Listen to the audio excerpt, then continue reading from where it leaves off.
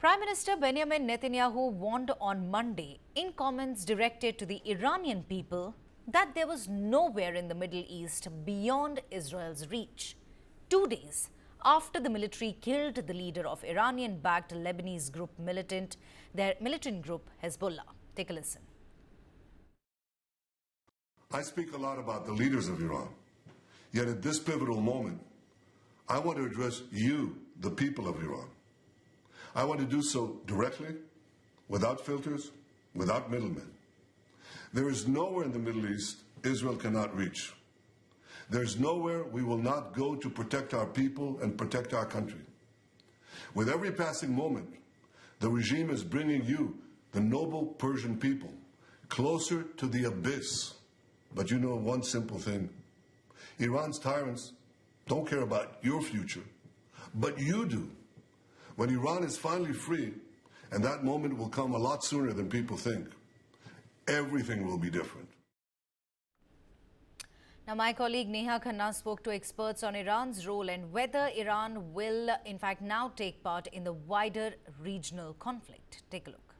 Now that the Hezbollah chief has been assassinated by Israel, and frankly, very, very few people saw it coming, is there a real possibility of Iran going after the Iranian supreme leader himself?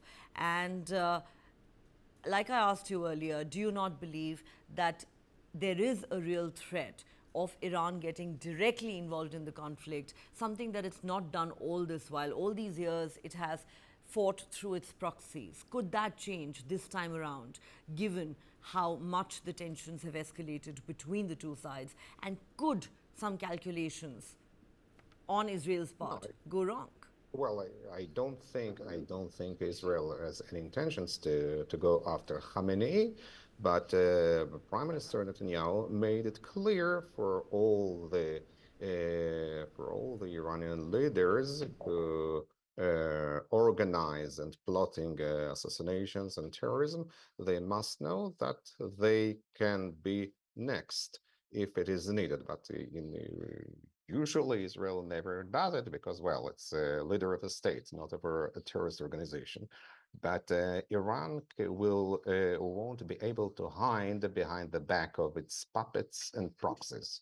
And second, what you asked, again, Iran would be happy to do anything, but it cannot because it has no possibilities. If we talk about a direct confrontation between Iran and Israel, it has already happened.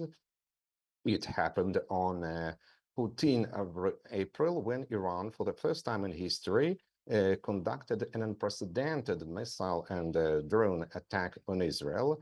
And this is what Iran could do for a second time, theoretically, but again, I don't know how many missiles and drones it has, but it also is wrought with serious risks for Iran because now Iran clearly realizes that the answer Israel may be crushing and unpredictable because, again, one of the failures of Iranian strategy consists of their inability or unwillingness to foresee some contingencies. They never have plan B or C. So when something unpredictable or unforeseen happens, they really don't know what to do because their options are limited. But it's true, yes, Iran could try to conduct terrorist attacks abroad against Israelis and Jewish civilians, as it already did several times. There is such a possibility, but it's not a direct war, or it is, of course, not a regional war that simply doesn't exist.